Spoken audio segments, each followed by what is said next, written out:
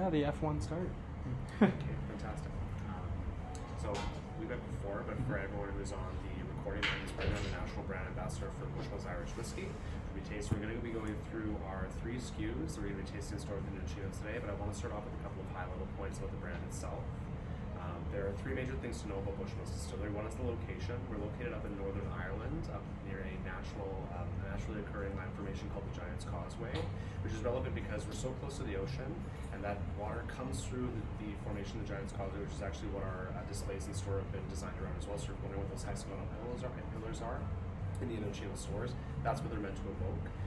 Water flows through there down into the River Bush beside our distillery, which means we're able to have our own naturally occurring water source there as well. One of the other things is that Bushmills is the oldest licensed whiskey distillery in Ireland. We've been in continuous production of Irish whiskey since 1608, so that's over 400 years of history in the distillery itself, and during that time we've never stopped making whiskey. So there was no pause during Prohibition, no pause during any kind of tariffs or taxes. We've been making whiskey that entire time. The third thing is that we're what we call a grain to glass distillery. Alright, so like I mentioned before, we have a naturally occurring water source that comes down right beside the distillery in Bushmills, Ireland. In addition to that, we bring in all of our own barley from local Irish farmers, and then we do everything we need to do with it in-house. So we malt it, we mill it, we ferment it, we distill it, we age it, we blend it, and we bottle it in-house before shipping out. So we're a very sustainable, very hands-on kind of distillery, as opposed to some other slightly larger, slightly newer Irish distilleries around, or some American distilleries and places like that. We have a lot of quality control and a lot of love put into the product, and there's a lot of attention to detail and history with all of our employees. Okay. For the actual whiskeys themselves, the first whiskey we're going to be trying, or that you're going to be sampling, is Bushmills Original. So this is our flagship product. It is a pre-prohibition recipe that's been unchanged since 1888, and we know that for a fact because we actually have bottles of that original 1888 recipe in the distillery in Ireland, and when we taste them against each other in blind tastings, you can't detect the difference. So it's a very heritage, very staple product that's designed to evoke exactly what we want as a staple or an introductory level Irish whiskey. It's classic. It's simple, it's grassy, it's approachable. It's 45% single malt whiskey that we make in-house at Bushmills, and 55% tailor-made grain spirit. So what that means is it's 45% whiskey that's made from malted barley we do ourselves in-house at Bushmills, and we blend that with 55% grain spirit, which is what most other Irish whiskeys are made of, and what people are familiar with when they taste other products in the category. Right, so it's typically made from unmalted barley, blended with other grains like oats or wheat, made in a single copper pot still, and then aged and shipped out. The second thing about Bushmills Original is that it's a 4-year-old Irish whiskey. So as a standard in Irish whiskey, typically we're looking for 3 years of age at a minimum. We start off at 4 at our base level product, and to get that age, what we do is age for 2 years in ex-bourbon barrels, and then 2 years afterwards in ex-Oloroso sherry casks. The sherry casks are particularly important to talk about and to touch on because it's a through line that goes through all of our whiskeys, but it's also something that has a lot of body, a lot of texture, a really nice silky kind of mouthfeel, and a really nice smooth finish to it. As opposed to some other Irish whiskeys that are a little bit more harsh, a little more grassy, has a little bit more of that intense heat on the finish. Bushmills Original is a little bit more round, a little bit more designed for sipping, a little bit sweeter and more friendly for like long takes, for mixing, things like that. The occasion that we typically put forth for Bushmills Original is for sipping or for mixing, not necessarily for shooting and not necessarily for cocktails. All right. The tasting notes on this guy. I'm going to pull up these cards here. Sure, that's great. I'll hold up these. Caleb can take them as well. Actually, I can't really reach you, but I think that's not going to do it on camera. That's okay. Tasting notes for Bushmill Original are very easy and straightforward. It's a lot of things that we get classically from all types of whiskeys, and a couple things that are specific to Irish whiskey. So you get vanilla, you get a lot of toasted oak, toasted oats. We have a little bit of green apple skin, things like stone fruit, but more like fresh stone fruit. So peach skin, honey is a big one throughout the entire line, and a little bit of almond or nut, a little bit of brulee sugar. But very light, so something like a light golden brown sugar or something at the top of the creme brulee, just on the nose. The mouthfeel and the finish is, again, very round, very robust. It coats the entirety of your mouth. It finishes with a little bit of heat, but it's a nice lingering, kind of soft, very sweet, very caramelly kind of sensation. Right? And that's Bushmills Original. Bushmills Blackbush is a relatively new addition to our lineup. Blackbush has been on the market since 2016. It's in all cases, a graduation up from a lot of the things we talked about with Bushmills Original. So both Bushmills Black Bush is big, robust, and bold. It's designed for things like cocktails. It's designed to stand up really well against other ingredients, but it also has a bit of a more kind of round, smooth, and sweet finish compared to Bush Original. It lacks a little bit of that heat, but it makes up for it having a little bit more flavor and a little bit more of a strong, lingering finish. The big differences in product knowledge for Bushmills Black Bush are three, and the same kind of things we talked about with Bushmills Original, we're just graduating up. So where Bushmills Original is 45% single malt whiskey and 55% tailor-made grain spirit, Black Bush is 80% single malt whiskey and 20% tailor-made grain spirit. So we've graduated up to almost twice as much single malt whiskey, which means there's a lot more natural sugar from the barley and a lot more of that character going into the whiskey when we start off with it, right? The second thing is that where Bushmills Original is a 4-year-old whiskey, Black Bush is an 8-year-old whiskey, so it's got twice as much age on it.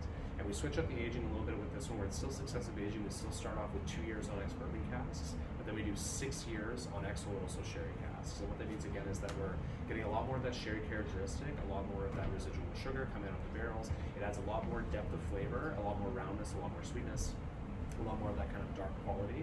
The color on this one, we can't really see it on camera, you'll see it when we have it in person. It's a very, very dark whiskey compared to original and compared to 10-year, which is where the name comes from, and that color itself comes from the aging on sherry casks, right? I'll put a little bit of a sample from our associates here. If you guys like to smell, or you can just have a taste on the palate, feel free. I will take it. Yeah. How we doing? This is the original? That's the original. So Black Bush, in contrast to the original, it shares a lot of tasting notes as well, but again, we graduate up on a lot of them too. So it still has some of that note of vanilla, a lot of that kind of blue sugar, but now we're moving into more of a dark brown sugar, so something like molasses or demerara sugar, and that combines with things like dried stone fruits, things like figs, dried apricots, a little bit of raisin almost. But the tasting note that I get a lot with this one from a lot of consumers is Christmas cake, because it has a combination of dark brown sugars and molasses, dried stone fruits like raisins, and then also you get a lot of baking spice off of it as well. So it's a very rich, nutty, deep flavor compared to the original. And again, it lacks a lot of that heat on the kind of finish, and it gives way to a little bit more smoothness. So we find that this one is a big hit with Scotch drinkers, but it's also quite friendly to people who aren't whiskey drinkers. So if you have people that are coming in with, friends or family or anything like that, people that aren't necessarily trying on suits, or people that aren't necessarily explicitly interested in tasting whiskey, this is usually a fantastic starting point, because again, it lacks a lot of that grassiness and whiskey heat that you are used to from things like Irish whiskey, but also from bourbon and rye. And what it gives way to instead is a much kind of like smoother, more sweet, kind of unctuous finish that people respond to really well. It's great for Scotch drinkers, it's great for rum drinkers.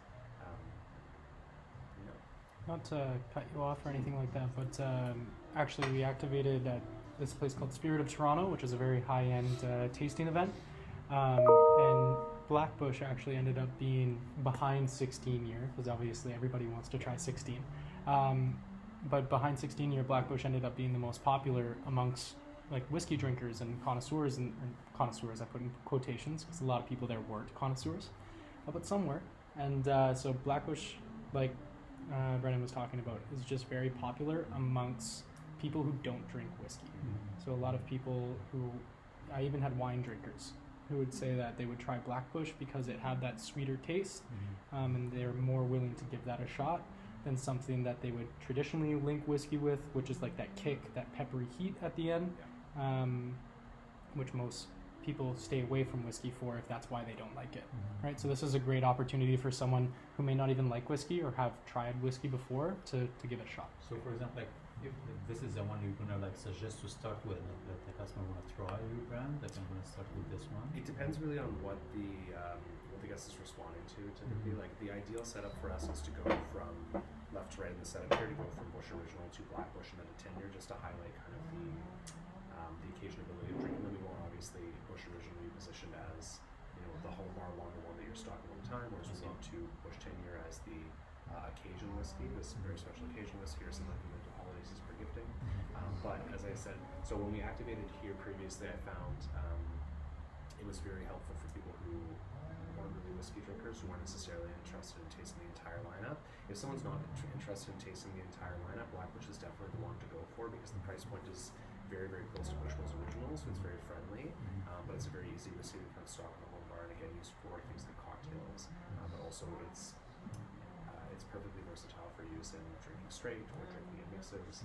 Another really nice thing to touch on in contrast to it being a friendly whiskey for non-whiskey drinkers is that in Ireland, for actual Irish whiskey drinkers in the country, it's become a bit of a darling as kind of a daily staple. So this is one that you can tell people that in Ireland, like a lot of people do drink this straight up as kind of their go-to on any kind of occasion or meal that you kind of do. So things like that. Awesome. Yeah, that's a shit on the notes. Yeah.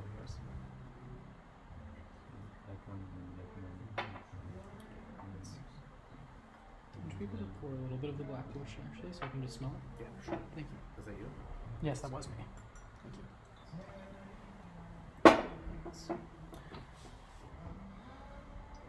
So if I'm gonna compare the black to the original, like the black one is gonna be more sweet on taste, or like More sweet, bigger, bolder flavors, and also darker flavors isn't necessarily the word, but it is kind of what we're going for. So, I see. Again, you've got some stone fruit on the original, but it's darker, drier, more processed stone fruit on the second. You've got a little sugar on the original, it's darker sugar on the second. You've got notes of nuttiness, notes of baking spice, and things like that. So, bigger, more robust flavor. yeah. Sweeter's not necessarily the one thing to go for. I would more so than the sweet, I would say more round, more full, right? So Yeah. it's like harsh on like the tasting itself. Exactly. Okay. Okay. Absolutely. Like a longer kind of deeper finish, but not as much of that kind of heat. Yeah. The last two that you guys are going to be tasting is the Bushmills 10 year, which you can see in the reflection there. So Bushmills 10 year is the entry level into our age statement series. It's the first bottle that actually has our 10 on it, as opposed to just being named original Black Bush. 10 year is 100% single malt whiskey, so we've eliminated all of the tailor-made grain spirit in 10 year, and it's nothing but single malt whiskey that's made at Bushmills itself. And it's a 10-year-old whiskey that's been aged separately, actually, on bourbon and sherry casks. So whereas Bushmills Original and Bushmills Black Bush are what we call successive aging, where you have 2 years on bourbon, 2 years in sherry, or 2 years in bourbon, 6 years in sherry. What we actually do with Bushmills 10 year is we take separate batches from the same distillate, and we age them for a minimum of 10 years on bourbon casks and sherry casks, and then when that's done, when they reach the flavor profile that we want for them, then they get blended after the fact by our master blenders. Bush 10 year also uses hand-selected barley strains for all of its distillate in the first place, so again, a lot of attention to detail, a lot of care put into those little minute things. We're trying to get the best expression of barley flavor that we can out of this one. And then, like I said, it's a minimum of 10 years on bourbon sherry casks, but age statements are always the minimum amount of, age statements are always the youngest that the whiskey in any blend is. Whereas in the actuality, some of the whiskeys that go into, or some of the batches that go into, are going to be up to 12, 13, even 15 years old. It's really just about getting the most quality out of the wood that we want to, making sure it reaches the flavor profile that we want, and then blending it accordingly so that it reaches a very, very exact flavor profile, and the bottle stays the same every single time. Right? 10 year is an interesting one in terms of tasting because it does kind of swing back towards the flavor profile of Bushmills Original. The difference being that this is a much more kind of elegant, elevated, and subtle whiskey. So you're still going to get a lot of tasting notes of things like vanilla, things like toasted oak, things like brulee sugar, but then we elevate it to some other things like notes of tropical fruit as opposed to notes of stone fruit, right? So you get a little bit of mango, a little bit of high off it, but also milk chocolate is very common. Milk chocolate and hazelnut are two very common flavor profiles of this one. The flavor of honey also comes back a lot in Bushmills 10 year, from original to Black Bush. It comes back in full circle, and the reasons being that because it lacks that focus on the sherry cask aging, it lacks that kind of richness coming from there. So you get a lot more of the subtle notes coming back from it.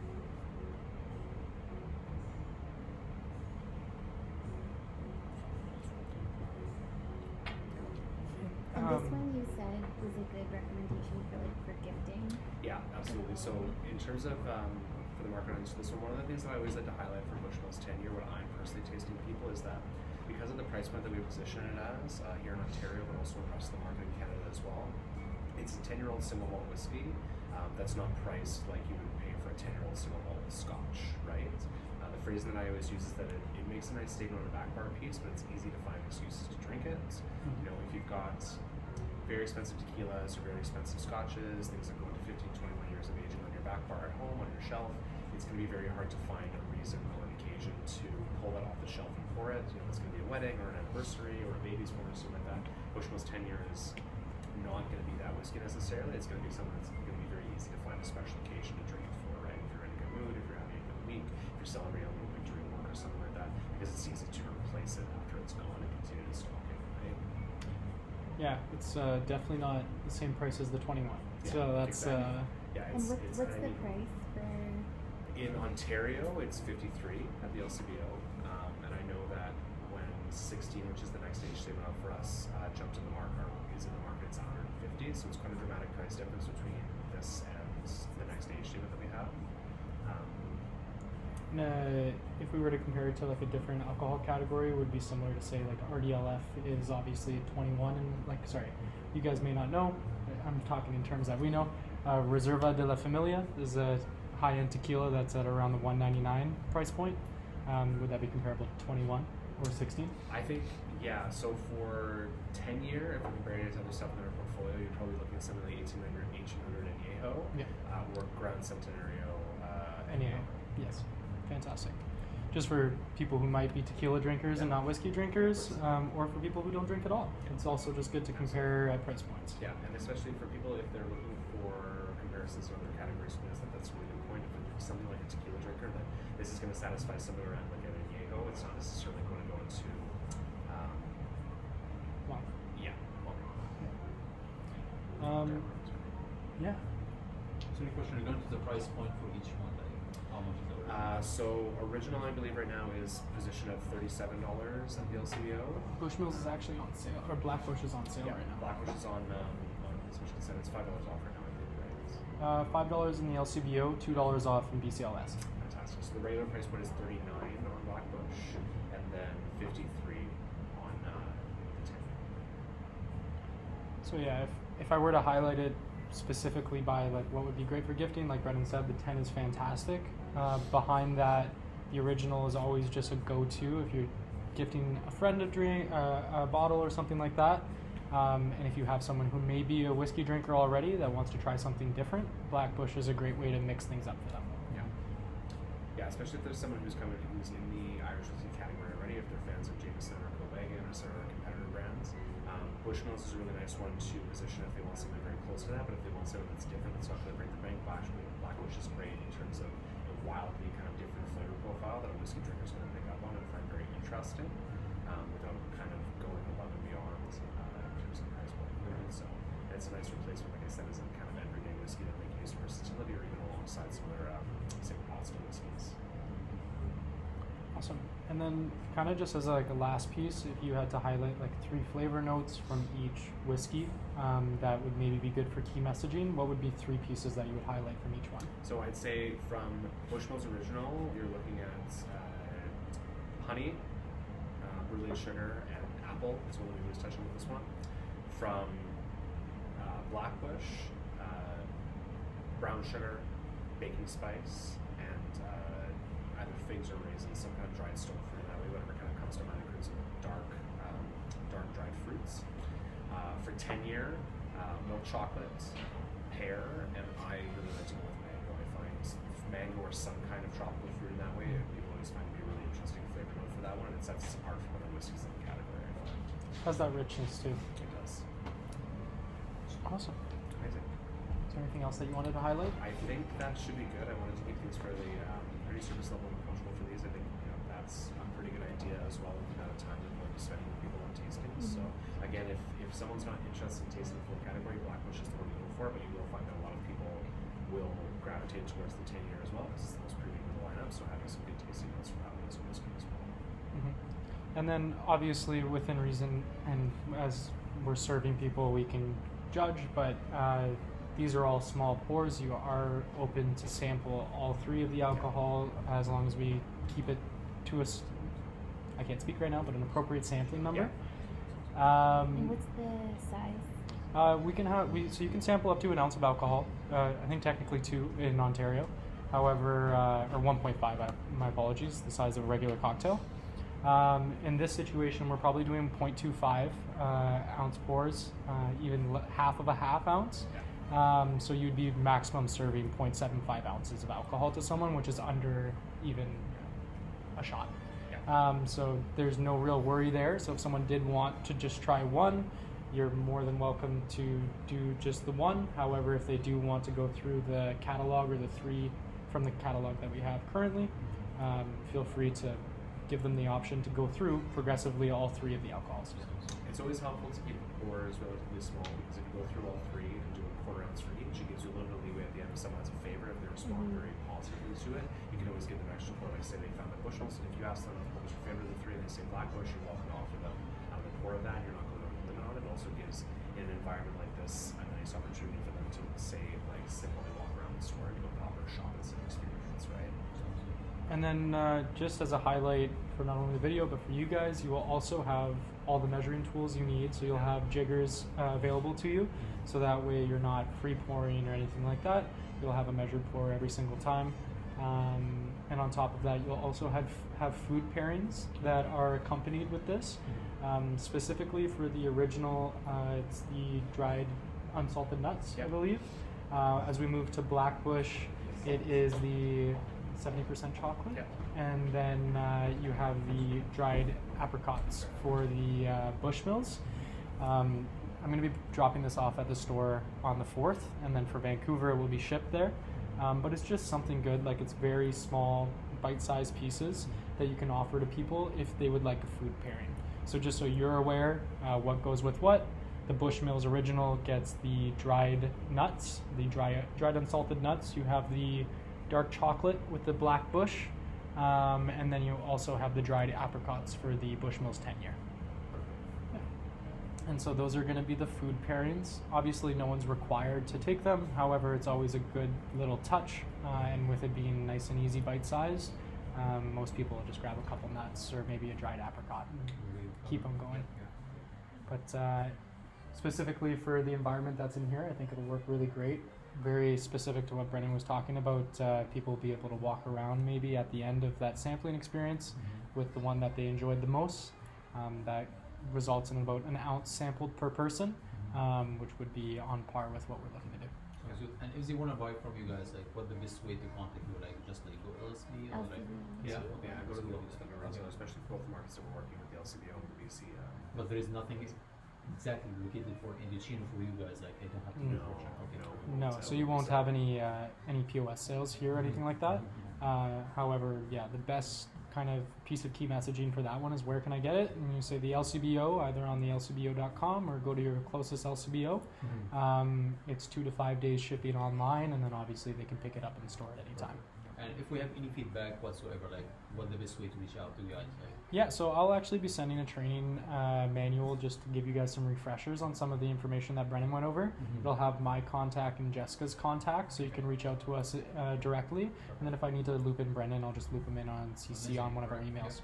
Yep.